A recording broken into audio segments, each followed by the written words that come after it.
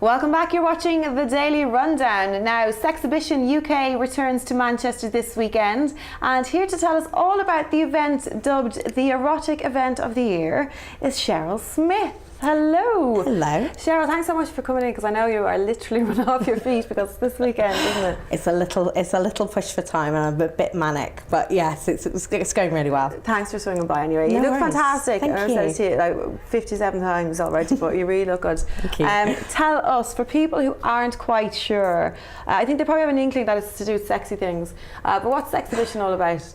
It's the largest celebration of sex and sexuality in the UK.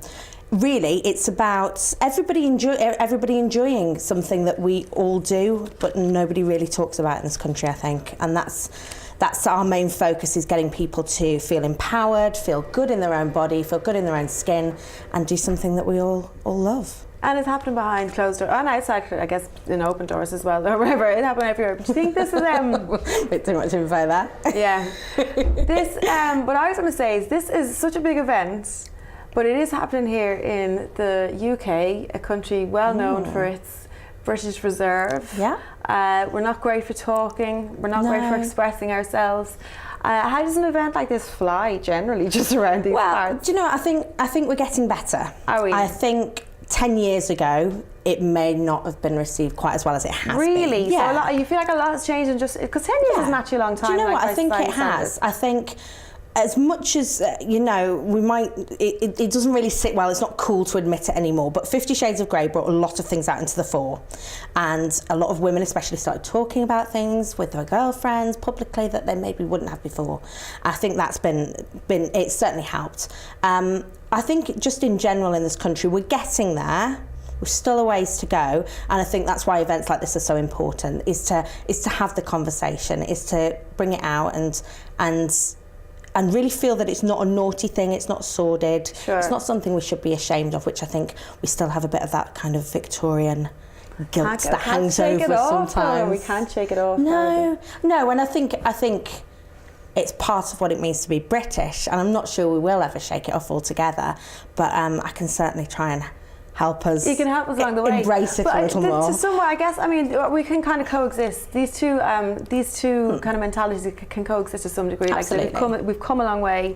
So we're kind of getting there. Absolutely. Now tell us, though, from Sexhibition's point of view, though, how did you come up with this? How did you get involved with it all? Well, where was this idea born from? It was born from there have been other sex expos in the past that I'd been to, and they weren't really my taste. They weren't to my taste, and I as a woman couldn't imagine it appealing to many other women, and that was really where it came from. So you thought it was just more kind of aimed for the guys? Yeah, they absolutely were. They tended to be very kind of like trade shows, so there was no atmosphere to them. It would be a lot of stands, stick a few adult stars in there, jobs are good, and that's sex, that's sexuality right there. Okay. And so I wanted to create something that was glamorous, that was immersive, that had entertainment, that had fashion, that had art, that had film, and Sexhibition has come together, and it's evolved even since last year. So last year was the first one? Yeah, last year was the first. And how is this year going to differ from last year then? Is it? Well, we've got a new home for a start off. We're at Victoria Warehouse this year. Brilliant venue as well, actually. I mean, but at the same time, it must be very overwhelming to walk into. I've actually been there. I've done events there, and to walk in there and think you're putting an event on this weekend to fill that massive space. What are you trying to do? I'm trying to sabotage you, isn't it? Though. No, but I think it's amazing. But when you walk in, it is quite daunting. Yeah, the main space. Yeah, absolutely. I mean, we had just short of 10,000 people there last year. We're looking to smash that this year. So yeah, it's going to be over 10,000 people. Oh, absolutely. Wow. Absolutely. So what kind of who is collaborating with you? What kind of things can people expect there?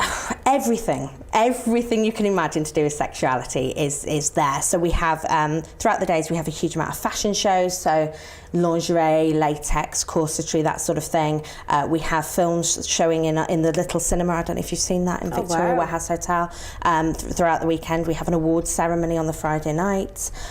We have a burlesque supper club on Saturday, which has Immodesty Blaze headlining, who's a famous burlesque performer. Yeah. We have Saffron from Republica closing the show on the Sunday. Wow. So a bit of everything in there. Lots of workshops and classes as well.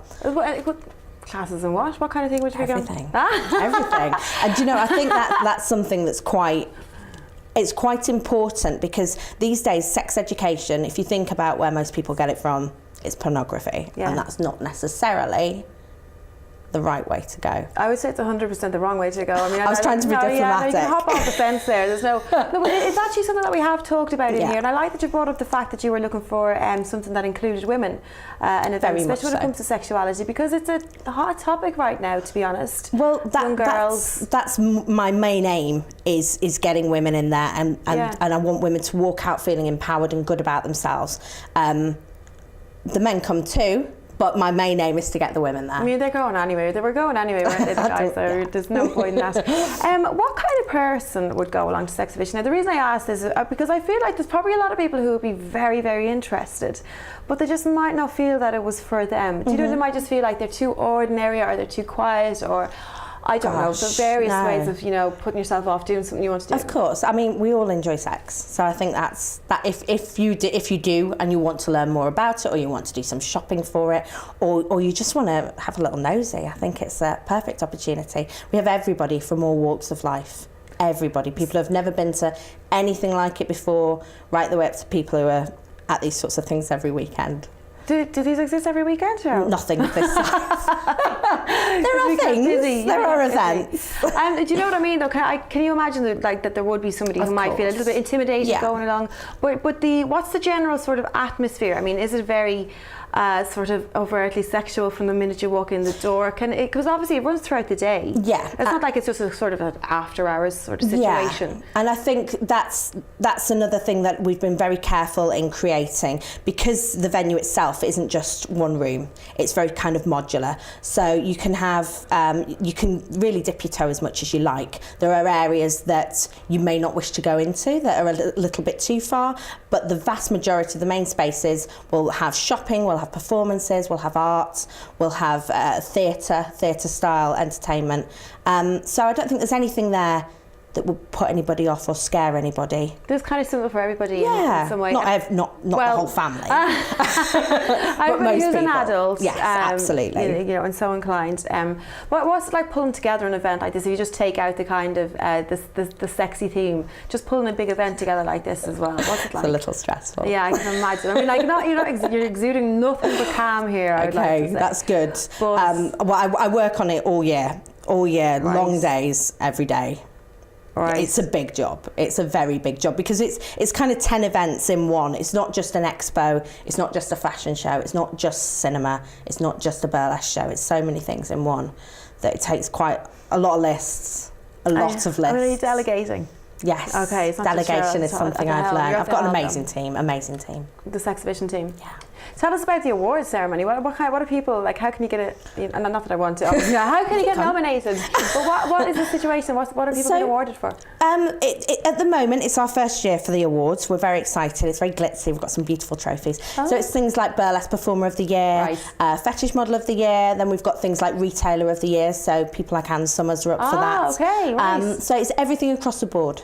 That's amazing. The burlesque as a theme has become just so popular. I know we've talked about it on the show previously as well. Why has that? And it's now kind of inextricably linked to sexuality and sexiness. And at the same time, there's a sort of an innocence to it. You know, it doesn't feel like there can be. You're after hours. Well, why do you think it's gone so popular?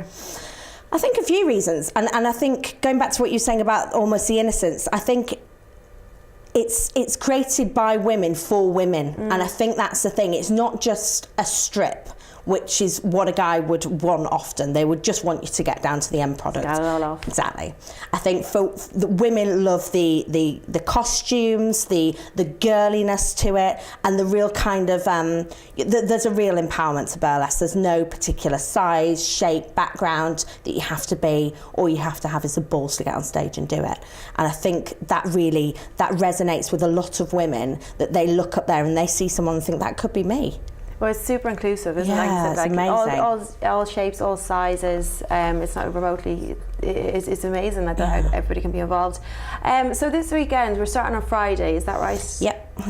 3 days. And you run till Sunday. Sunday evening, yeah.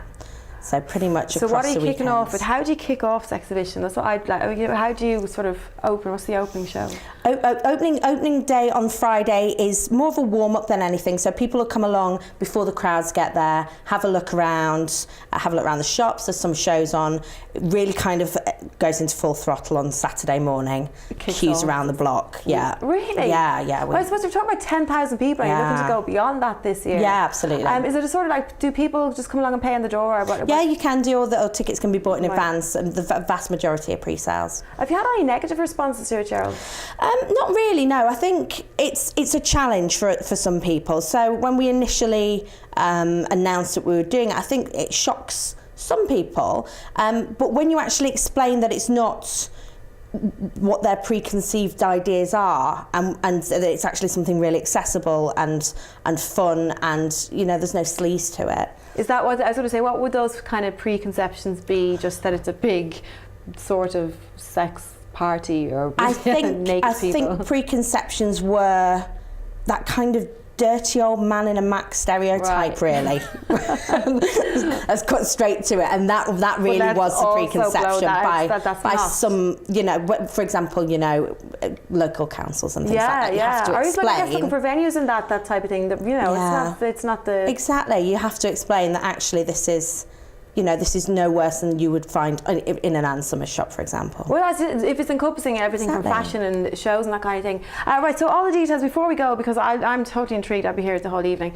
Friday to Sunday, if people want information, where are they going to get that, Cheryl? Sexhibitionexpo.co.uk. Sure, so just a quick Google, and they can go on there and they can buy tickets, but they can also go in at the door. Yeah, absolutely. Any either of those is good. Oh, well, fantastic, Cheryl. Thanks so much for coming in to talk to us. Thank you for having me. I'll let you go back to your organising, and the very best of luck. Thank you. Thanks very much. Thank you. The fantastic Cherly Smith there go along to Sexhibition this weekend in Manchester. We're going to go for another break. When I come back, Loz and Cal will be back with their Something to Say. See you soon.